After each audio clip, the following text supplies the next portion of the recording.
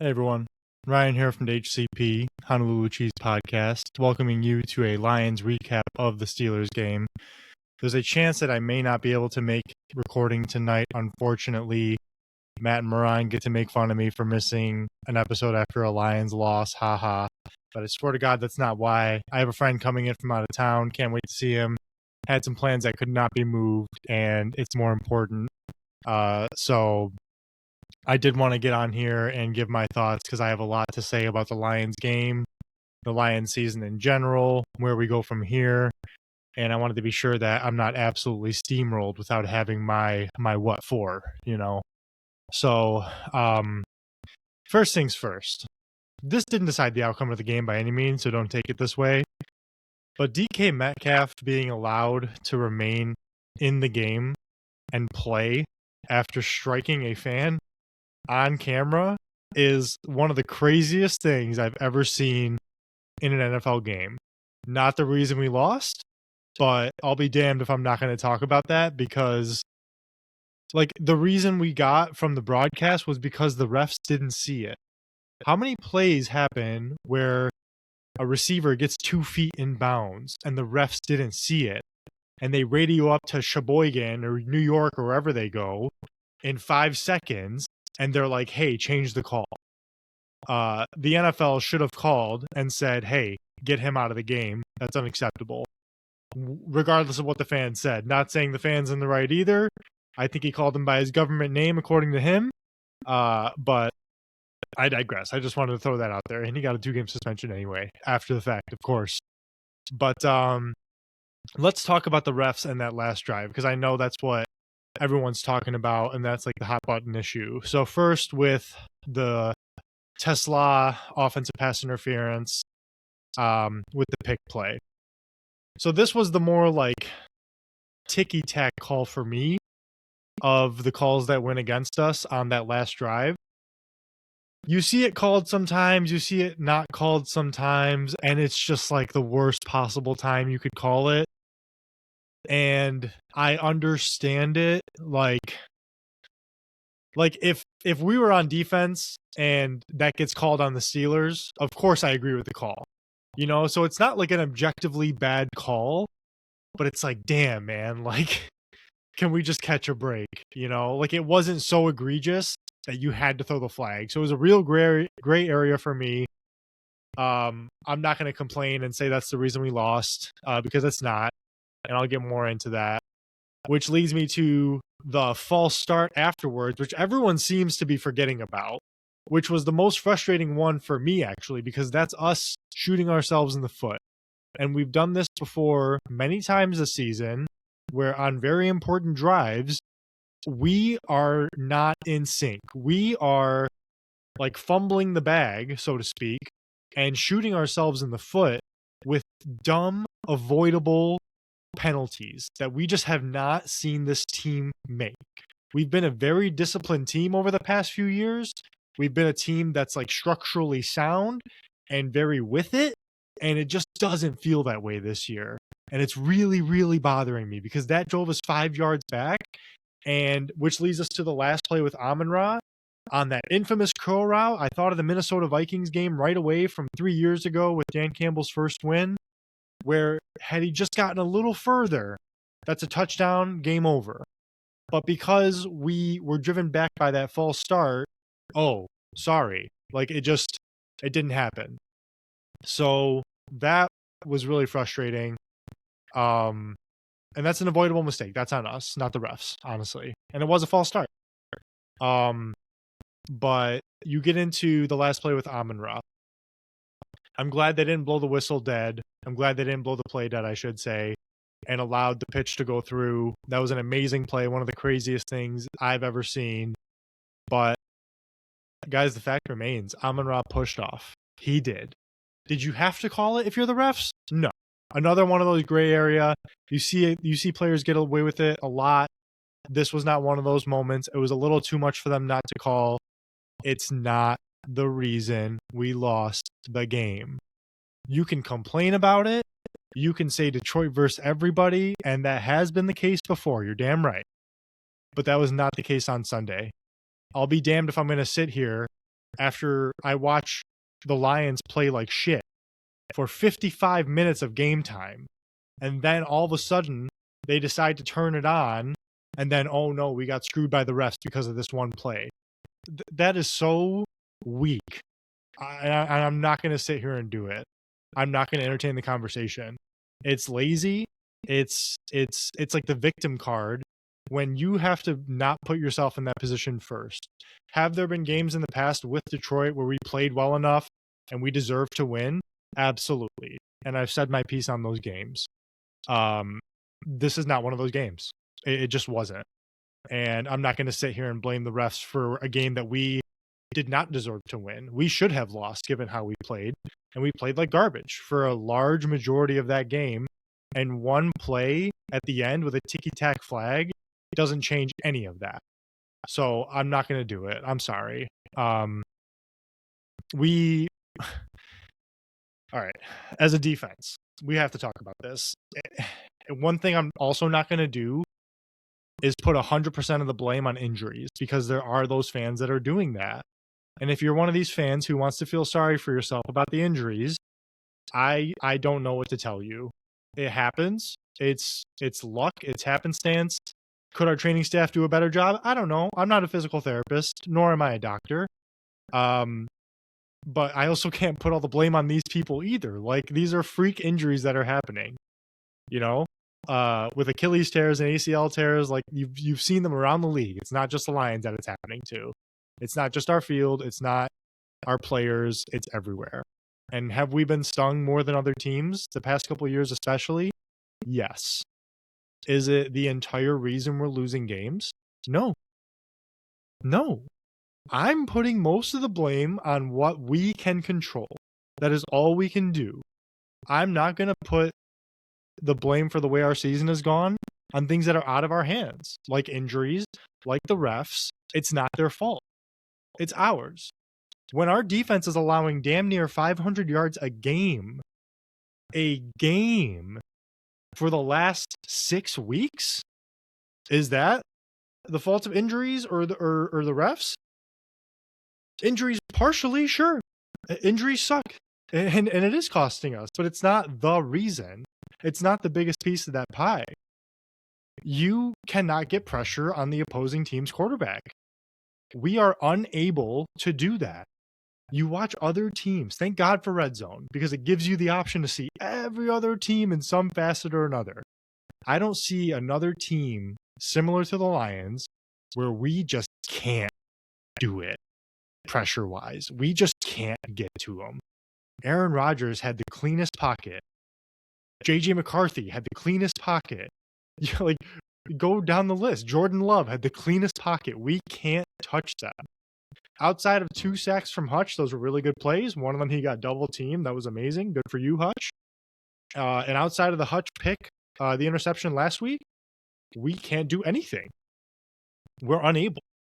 And that is a scheme, play calling, whatever you want to call it. That's coaching. That comes down to your defensive coordinator being able to adjust. So here's my problem with the defense. Okay, with the injuries, you are now down to second and third string players. We're starting Avonte Maddox. We're starting Harper, Thomas, whoever in the secondary. And we play, like, I'm not going to say strictly, the most man-to-man coverage in the NFL. That's been well documented, okay? Your second and third stringers aren't able to do what your starters can do in man-to-man, especially in man-to-man. We're getting beat. We're playing receivers like CeeDee Lamb, George Pickens, Puka every week, and we expect the result to be different. I believe that with your backups playing as much as they are, you should change to less man-to-man coverage and more zone. And you have to mix up your blitzes a little bit because you're also not getting pressure. So when your secondary can't cover guys one-on-one and you can't touch the quarterback, what's going to happen? It's not rocket science. They're throwing all over us. That's exactly what's happening. And you expect it to happen. So is it coaching or is it personnel? I believe it's both. I believe that Brad Holmes could have done a much better job of building depth on this team so that when you do have injuries, you're not relying on the guys that you're relying on now. It's that simple. Injuries happen. The Eagles, for example, have depth, right? And I know the Eagles are like the gold standard roster-wise or whatever. But hell, look at Green Bay. If Moran were here, he'd say the same thing. Green Bay has injuries. They're still competing. They're still doing their thing. And, I mean, it makes me sick to give them credit. And, I mean, they've also lost 2 games in a row without Micah Parsons. Shout out to you, Mito. But you see my point. Like, we just feel so, like, incapable of doing it. And that's our fault. That's on us. And we have to be better on defense. The big plays that are happening, these 20-yard pass plays, these 50-yard rushes, which are insane, that never...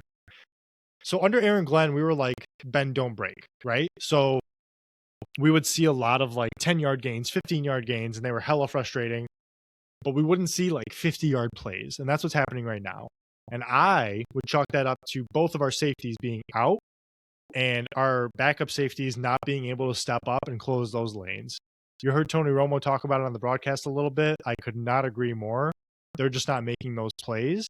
And I'll be damned if Kirby Joseph and Brian Branch would ever let those plays happen, because it just wasn't when they were healthy, regardless of who was healthy in front of them, the front seven. So, again, no excuse. We have to adjust for that. That's on us. Our run defense these past couple weeks has vanished. I don't know what's going on with Aleem McNeil. I'll be the first one to sit here and say that he's playing terribly and he's not living up to his contract. However, I also want to acknowledge that he's coming off an ACL tear. And is it as easy to come off of those as it is for some other players? I don't know. I've never torn my ACL, nor am I a professional athlete, as you can probably tell. But Aleem feels like a body out there, and honestly, that's just about it. And it makes me sad because I know how good of a player he can be, but we really need him to step up.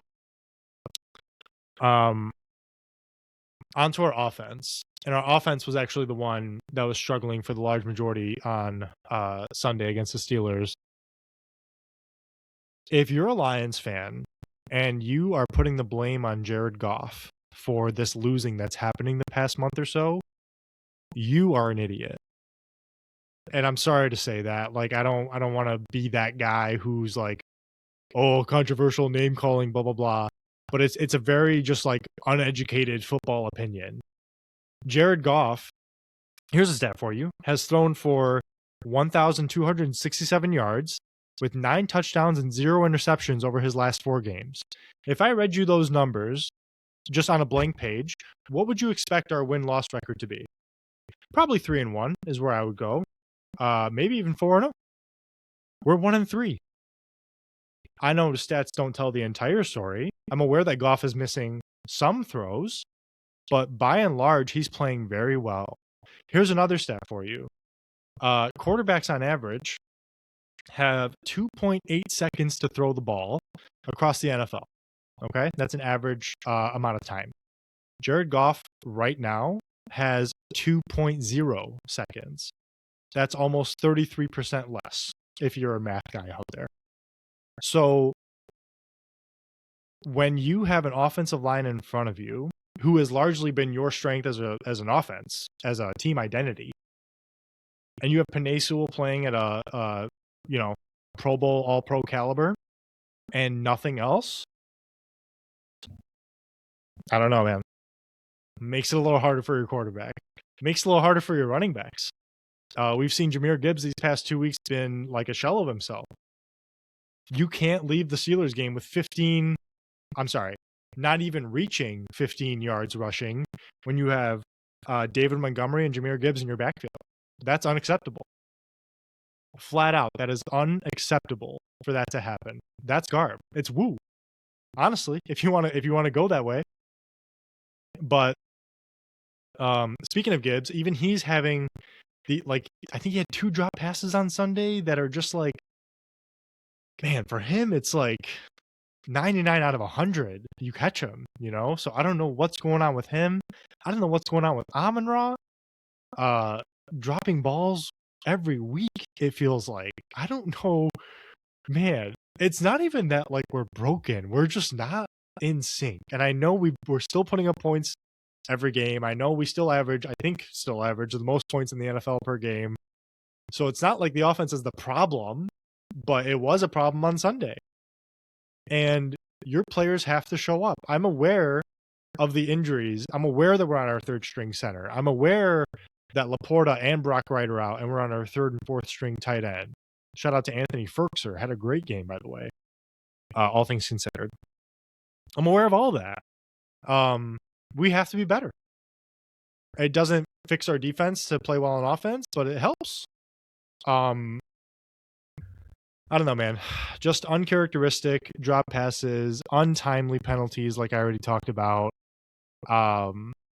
It's very, very frustrating. And, you know, our window's not closed by any means. It's not slammed shut. Don't be the doom and gloom guy.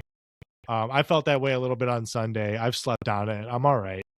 But it really has to be an off season where we ask ourselves some really hard questions. We have to ask ourselves, we know we didn't have the right offensive coordinator in place, so we know we're getting a new one of those, hopefully. But do we have the right defensive coordinator? I think the jury's out. I've liked a lot of Calvin Shepard this year. I've disliked a lot of Calvin Shepard this year in terms of decisions and schemes and whatnot that I talked about. But man, hard questions need to be asked. Dan Campbell's decision-making on fourth down needs to change. That's another thing I forgot to put on my notes here. But man, this not taking the points thing when your defense isn't playing well, and your offense for that matter is not playing well, is actually driving me insane. Like, take the points. It's okay. You will come back and try again. But it's a lot easier when you walk away with something. You know, and I don't like the field position argument. Well, at least the Steelers are starting from the 5 when we miss. No. Have them start from the 20 and take the 3 points. I'm fine with that. Man. It's just, I think things have to change, you guys. I don't know. It's frustrating. It's annoying. It's annoying watching the Bears with all their success. It's annoying watching the Packers have a better season than us, even though they're kind of reeling right now as well, thank God. But let me know your thoughts in the comments, you know? Do you agree with what I'm saying? Am I completely off my rocker? Am I just coping hard and not making any sense at all? I don't know. Frankly, I think everything I say is right. That's why I say it. But sometimes I'm not, you know? But let me know. Please like the video and subscribe if you haven't already. We passed 300 subscribers. Thank you guys so much for that. It's actually huge. I don't know what else to say. I love live streaming. I'm really sad I might not be able to make it tonight. I hope I do, because I want to yell at my brother and this Bears fan I know. But yeah, leave a comment, like, subscribe, share, blah, blah, blah, blah, blah. And I'll see you guys later. Until next time, may your Kool-Aid stay blue. Peace out.